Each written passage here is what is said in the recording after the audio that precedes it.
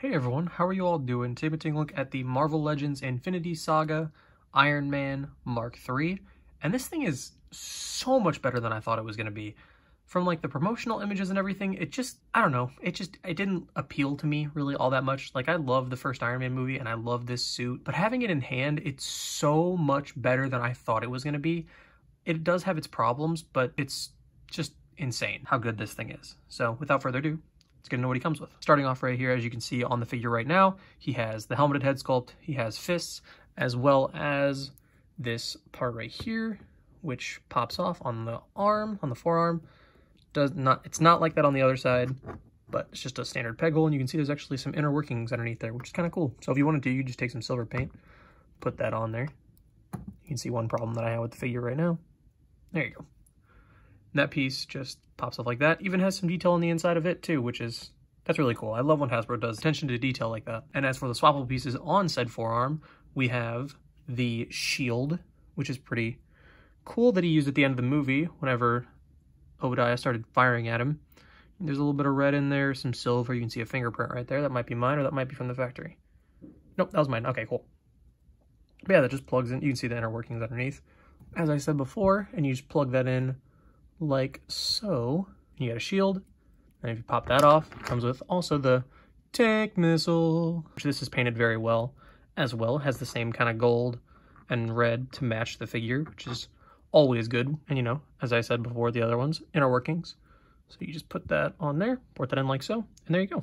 So you can get him into that.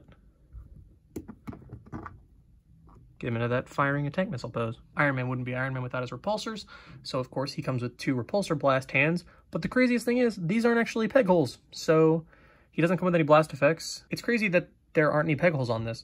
There's also no hinges, you know, which we've been seeing with Iron Man figures, except for the new modular armor Iron Man. That honestly, that figure's worth it just for those hands, because they fit perfectly on the 80th anniversary Iron Man figure, as well as the classic one. Color difference, a little bit, but not too noticeable. This looks good. I like that we actually have the colors. I kind of wish that we had the same frosty look that it has around the reactor, because you can see there's some like the digital printing paint around there.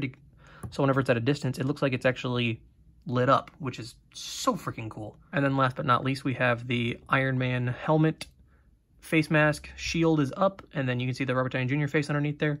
This does not look as good as the Endgame set.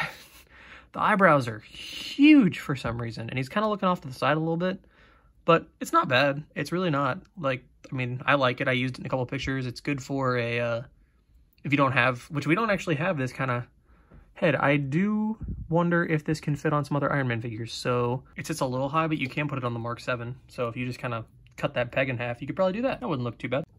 Taking a look at the detail on the suit, this looks just like the suit does in Iron Man. You can see there's actually like a little bit of black. You can see like the tech underneath, because it's not, you know, it's done well. It's not sloppy. You know, like he built the suit and you can see that it's actually a built suit, unlike the later suits that, you know, are nanotech and all that stuff. Not saying those look bad, it's just that, you know, this was groundbreaking. It still is groundbreaking for CGI and everything. They actually printed the some white around the arc reactor to make it look like it's glowing, so whenever you have it at a distance, it looks like the light's actually shining, which is really freaking cool. And the white matches that. I wish we could have gotten how the old Iron Man figures were, where there's like a slight little bit of blue, like how the arc reactor is, around the eyes. It would have made it look more lit up. He's got the shoulder pads, which are on the kind of new system that the Star Wars figure started with, the Stormtrooper did, where it's not actually connected to the arm, so you can actually rotate it with the arm. You can see all the different design details, where the panels and plates and all that stuff come together. I forgot to put the forearm piece back on, but that's fine. See, like in the elbow, you know, the pins for how the suit comes together, not, you know, pins, because is this our first Iron Man figure? Our first MCU Iron Man figure that doesn't have pins? Like, that actually has the pinless technology? I think it is. But that's pretty cool. You can see, like I was saying, the pins, but, you know, the design pins on the feet. Got the gold throughout. Looks fantastic. And then as for the articulation, the head is on a standard ball joint. So, or a ball peg, so it can go up that far, can go down that far, look all the way down, pretty good. He's got some tilt, rotation, so that's really good that you can get some tilt, you can get some of that stark personality in there. Arms go out that far, rotate all the way around, as I said, not hindered at all by this, by the shoulder pad. Bicep swivel, double jointed elbows that go up almost all the way actually. Standard joints just for these hands, they go back and forth and then rotate. A little loose on this one, but not too big of a deal. The torso, I love the way that they did this. it's such a fluid transition, you know? It's not like the Mark 85 or a bunch of the old Iron Man figures where it's the upper torso is very wide and the midsection is very thin. It just looks natural. It looks like it does in the movie. So it can go that far forward, which is really good, especially for how like little space there is. This is really good. So it can go that far back, can go to the side, and then rotation. With the rotation, you kind of, here, let's see if you can hear it. It kind of crashes a tiny bit, but it's not taking the paint off. It's not chipping or anything. So that's awesome. The legs actually are drop down method, so that's pretty cool. So you can get that forward. The crotch plate thing is rubber, so it does get out of the way, as you can see right here. Can go up that far, can go back that far when the leg drops down. Legs go out that far. It's got thigh swivel, double jointed knees that go up all the way, no problem. No boot swivel or anything, but then at the feet, this is kind of a problem. He has trouble standing. It's not too big of a deal. Once you get him in the right stance, it's fine. But just getting him to that stance is weird. So this is kind of rubbery. It's not super hard, but it's not quite rubber like the crotch plate is. So the feet can go back that far, can go forward that far, ankle pivot, and there actually is a rotation at the ankle, so that's really good. As for some size comparisons, here he is next to the Mark 85 from the Infinity Saga Endgame 2-pack set, and then the Mark 7 from the 10 years of the MCU set. And this doesn't look too bad. This scaling is decent. That obviously could be a little better, but when you actually really think about it, this armor is bulkier, so he'd be a little taller.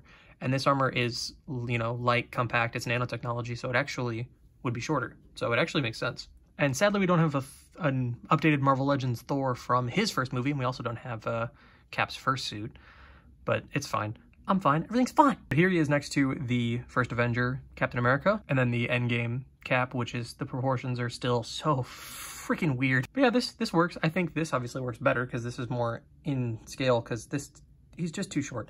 We need a first Avenger Captain America. I don't know why we haven't gotten one yet, but we need one desperately. As for your Mafex and SH Figuarts comparisons, here he is next to the Mafex upgraded suit Spider-Man from Far From Home, and then the SH Figuarts Mark 85 from Avengers Endgame, the very first release of that.